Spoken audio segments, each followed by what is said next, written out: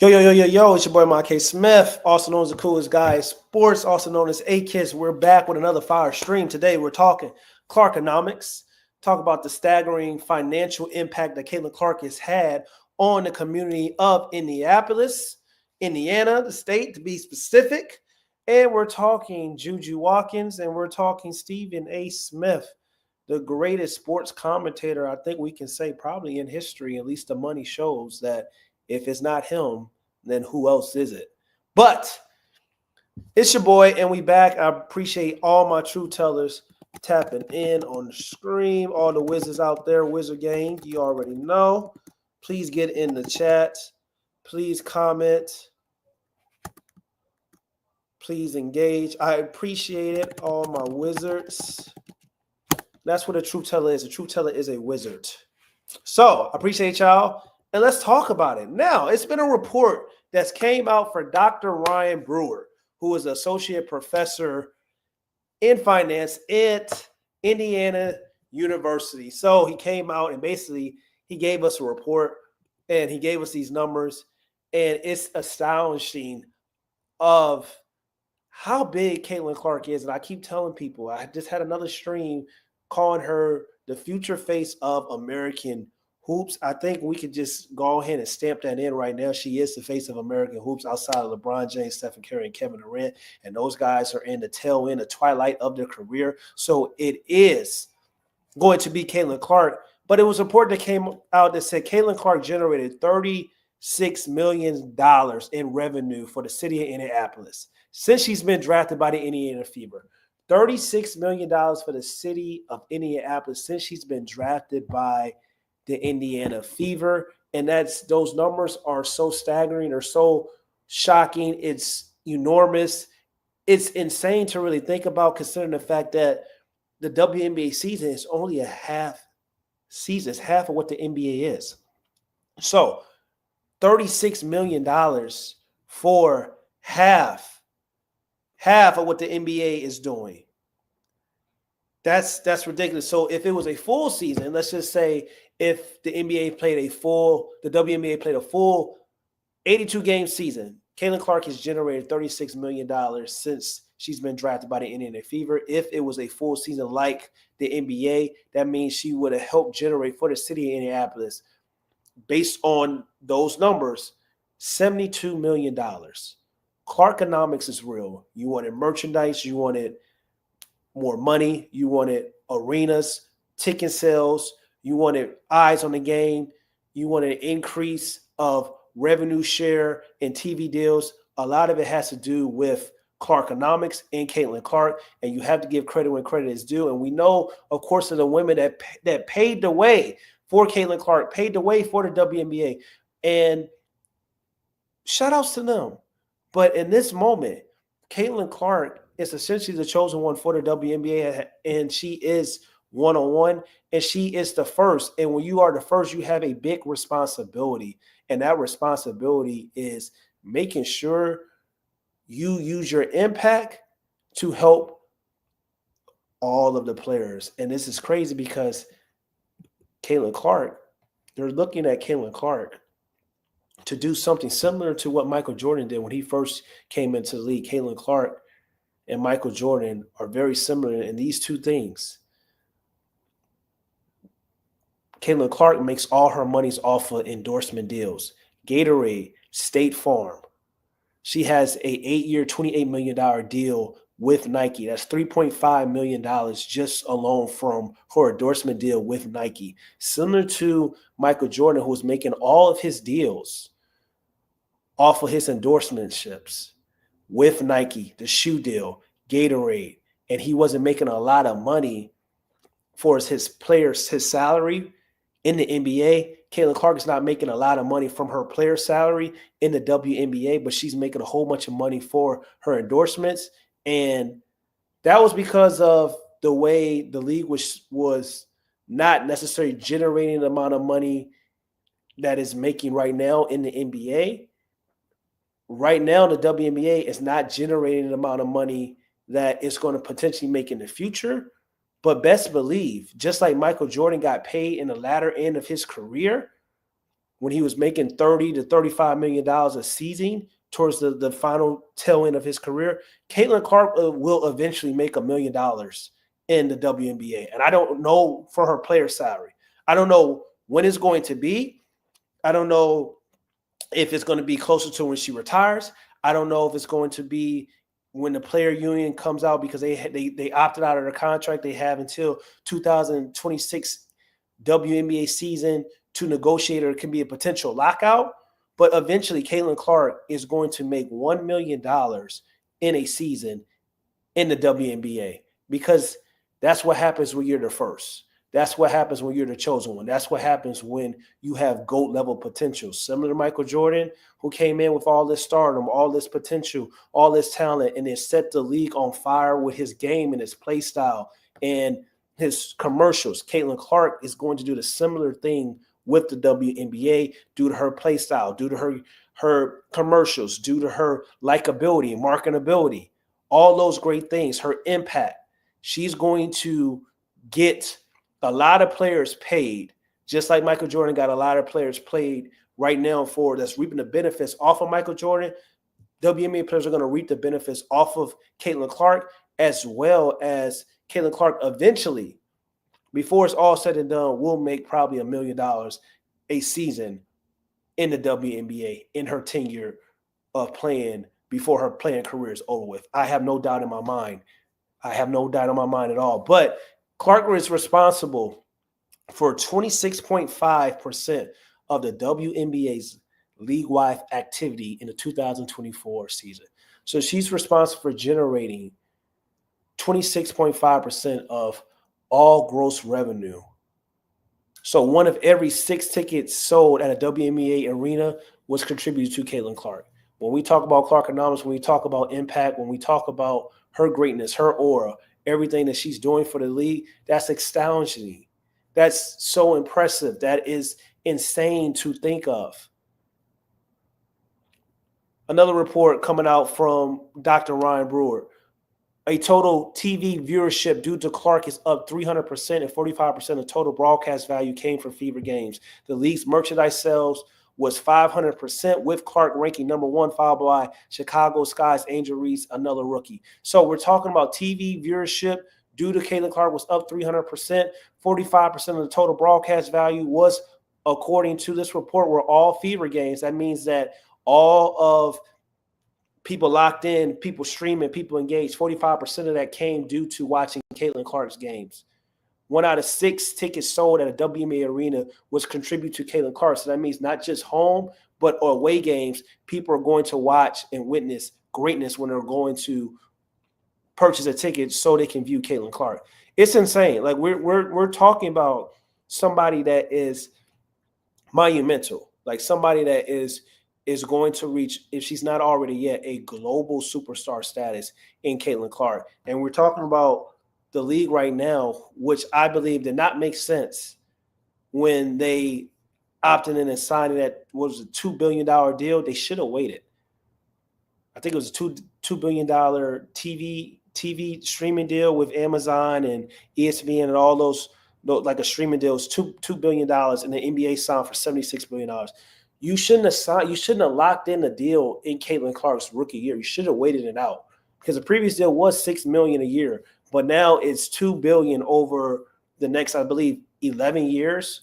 And I think that was a terrible deal, because Caitlin Clark is going to keep dominating. She's going to keep selling and breaking records and doing the things that she's been doing, but you could have waited well off into her second or third season to really get a better deal that's going to allow not only Caitlin Clark to eat off of, but also the players to eat off of as well. And the biggest issue that I feel like for is the league, it's the league revenue. So, which is projected like $200 million. And you gotta, the problem is, as great as Caitlin Clark is, she can't do it by herself. And the league revenue projected was like $200 million for the WNBA, right? So, and we know the NBA players, they get basically close to 50% of share of league revenue. The WNBA players, they're receiving roughly around 9 to 10%. So there was to say $200 million. They say they're getting 10%. That's $20 million, right? that's contribute to all the players within the league. That's not enough compared to the NBA, the NHL, the NFL, which is basically anywhere between 47 to 50% of league revenue. So when we talk about the biggest gap and the biggest difference in between the players making and receiving the money that they deserve in the WNBA, it starts right there. You can't, and you got to make money to get money. I understand that, but 10% off of $200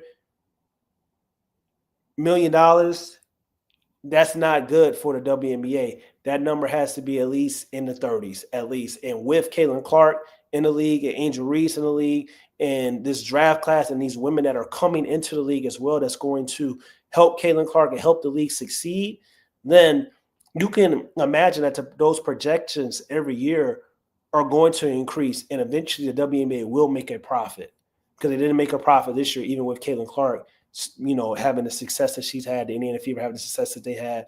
But it's tough. It's a tough situation. And to be honest, when we look at Caitlin Clark and we look at the things that she is doing, she's helped generate $36 million for the city of Indiana and the state of Indianapolis. And if this was a full season like the NBA, that's $72 million she would have helped generate for that one entire year. She's done $36 million since she's been drafted. Imagine if it was the NBA.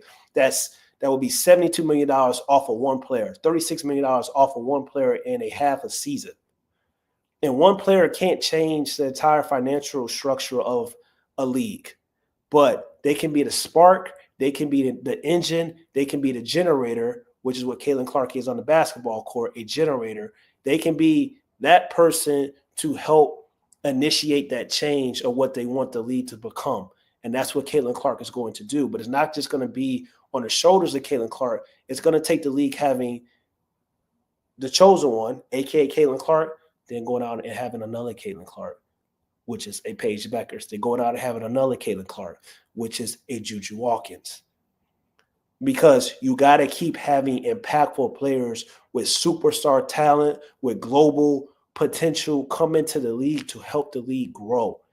And that's what's going to help the league grow, because these players are coming. We got Caitlin Clark. She is the one. She is the standard. She is has the GOAT potential. Paige Beckers, popularity, marketability, game, it's up there with Caitlin Clark. Not eye level, but it's up there. Juju Watkins, when she comes to the league, the game, the marketability, the popularity, it's going to be up there with both those two players. So the WNBA is heading in a positive and right direction, but it's not going to change just with one player in Caitlin Clark. It's going to take them having another Caitlin Clark, another Caitlin Clark, another Caitlin Clark to come and to really take the league to new heights. And that's the positive for the WNBA, because we have some fantastic one-on-one transcending players entering this league that's coming. We have it in Caitlin Clark. Paige Beckers is coming, and also Juju is coming. There's also another players younger than Juju as well. It's a woman that is in China right now that a lot of people don't know about. When she enters the WNBA, I think she's like 7 foot, right, or 7'3" right now. And China wants her to eventually be in the WNBA. That market in China globally, that's going to help the WNBA tremendously. And she's going to dominate because of her size and her skill set. She'd be the first of her kind, basically the female version of Yao Ming entering the WNBA. So it's going to be a lot of different things that's going to help the WNBA succeed and grow. It can't all be on Caitlin Clark, but it's just impressive that when we talk about Caitlin Clark, 26.5% of the WNBA's league-wide activity was through one woman. And I said that Caitlin Clark is eventually going to be the first player in probably WNBA history to earn a $1 million contract before her 10 years over with. I just know it.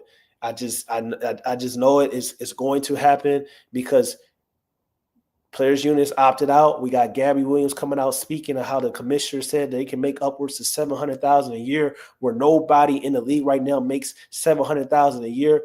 The richest athlete for 1 year player salary was this year was Jackie Young with $252,000 and $252,000 basically. And then we had Jewel Lloyd with $245,000. Kalia Copper with $245,000 as well. So those were the three richest contracts this past year in the WNBA.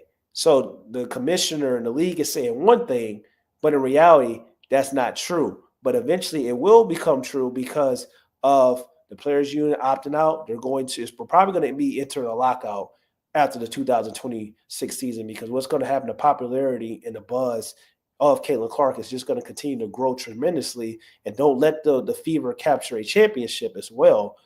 It's going to get to a point where the players want to stay in America and compete and not have to go overseas, and want to make a livable wage in comparison to other sports players, male and female, and feel like they don't have to go and risk their health and risk injuries and risk going to be in another country and being detained like Brittany Griner, even though part of the reason she got detained was due to her not following, law regulations and things of that nature. But it's going to come to a point where we're probably going to head to a WNBA lockout. And y'all heard it here first on this stream. But I feel like eventually the WNBA players are going to make more money and get the money that they deserve. It's not going to be NBA money, of course. That's never going to happen. But Caitlin Clark is one-on-one. She is the standard. She is the chosen one. She is responsible for helping the league go to brand new heights that most people probably didn't even dream of that would ever get to these heights. And she's essentially going to be the Michael Jordan of the WNBA because she has so much popularity in her game. And globally, she's probably going to be the biggest global star in WNBA history due to the fact of she's already right now in that same upper echelon for American superstar, American basketball, American hoops. She's in that same atmosphere right now with LeBron James, Kevin Durant, and Stephen Curry for his popularity. What she's doing, she's a transcendent figure. Every 20 or so years, we see a transcending figure come into a sports league and dominate. Caitlin Clark is that player in the WNBA. So, and then we talk about, once again, I said early in the stream, Caitlin Clark can't be the only woman to change the financial structure of an entire league. It takes other players coming in that are transcending figures like Caitlin Clark. And Caitlin Clark is one. Paige Beckers is coming. And then we got Juju as well as coming. And as we speak of Juju right now, she's competing with Caitlin Clark. And when we talk about trying to break her college records, like that's how talented, that's how cold Juju is. Juju is a WNBA player right now. If it was the NBA, she would be in the NBA. That's how skilled, that's how talented she is. She's already eons above most college players and even some WNBA players right now. Right now, she's already became the 19-year-old guard already became the fastest NCAA women's basketball player to basically log 15 games with at least 30 points or more.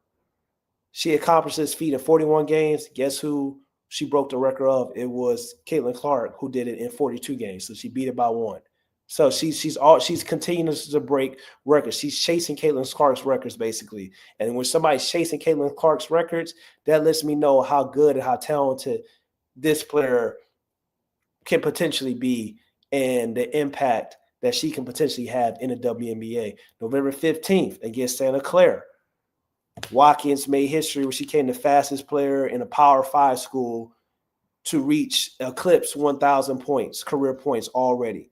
She did it in 38 games. Caitlin Clark did it in 40 games. So when we talk about the WNBA needing people that can transform the league, needing people that can come in and set the league on fire, needing another variation of Caitlin Clark. We got Caitlin Clark. She's the chosen one. She's the standard. She's the one that's going to start everything off. Paige Beckers is going to be in there next year. She has to all the hypeness with Paige Beckers, all the comparisons with Caitlin Clark, whether she becomes a better basketball player than Caitlin Clark or not, It doesn't matter. It's all about how can she help the league grow, and her game has to be extremely good at the WNBA level, because if it's not, then of course some Kayla Clark fans will be happy because, oh, we told you that Paige and Kayla Clark should have never been on the same, in the same conversation. But for a league standpoint, for what these players want to get their money that they deserve, it's very, very important that Paige Beckers has a successful first year as a rookie. It's going to be very important that Juju Watkins lives up to the hype when she enters the WNBA draft, because Caitlin Clark can't do it by herself. It has to be some big three. It's always a big three. It's the big one, of course. It was Wilt Chamberlain. Then it was Larry Bird and Magic Johnson. Then we had Michael Jordan, which formed that big three, of course. But we knew who the big one was Michael Jordan. We got the Michael Jordan, we got the LeBron James of the WNBA, and Caitlin Clark. She is the big one right now. But it needs to form into a big three with Paige, with Juju coming, that can really help this league elevate and take the game to new heights. And I believe potentially in the WNBA, with the impact in the game getting more skilled and more talent entering the league and the expansion of teams, there's a new team that's coming into this upcoming season, the Golden State Valkyries, out there in the Bay Area. Shout out to my brother and my cousins. And then it's been reported that the WNBA may have leaked the next expansion franchise, which is potentially just in Toronto, which is in Canada. Now we're talking about the league getting more globalized, a global team, a team outside of America. Potentially, those have been some reports during like potential leaks that has happened. The WNBA is growing in a great direction. But they need other people outside of Caitlin Clark. And then if you look at Stephen A. Smith, I want to talk about Stephen A. Smith. He's just signed a new 4-year, I think it was 4 or 5 year, $120 million deal. Stephen A. Smith just signed a Supermax. He just signed a Supermax contract, right? So if you're watching and you're seeing that, that's good for people like me that aspire to become an NBA analyst at that level, who has already had some success being a talent at Slam and being a personality already. But watching him sign that contract and really go out and do some of the things that he has done has been remarkable to watch, remarkable to see. But from the players, if you're watching the players, you're like, damn, Stephen A. Smith just signed an NBA contract? He getting paid more than NBA players. And you got some WNBA players like, damn, we can't even make $500,000. This is what we're going up against. So it just goes to show you the importance of the WNBA really getting on the right page and really putting people in these front office positions and these league office positions to really make key and critical decisions that's going to allow the league to grow, which every player, not just Caitlin Clark, can capitalize off of. Because if you got people that's just talking about the game and analyzing the game that's making a 4 to 5 year, $120 million contract, it's like, damn, the people that's actually producing the product on the basketball court in the women's game, they're not coming nowhere near close to that. So that's just something to keep in mind. But it's gonna be interesting, man. It's gonna be interesting. It's gonna be interesting for sure to see, like, where does this go? Where does this go? Where does this lead us? Where does this lead us? That's what everybody wants to know. Where does this lead us? And let's go to the article. Look at some of the points in the article.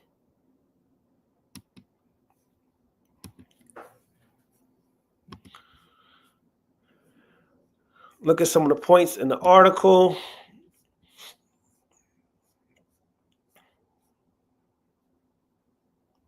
One player who came into the league has slowly been growing and initiated a firestorm of popularity. A player who was paid an annual salary of $76,535. This is what Caitlin Clark is making, a fraction of what she's made for the league. And this is where we have issues, and this is where we have problems.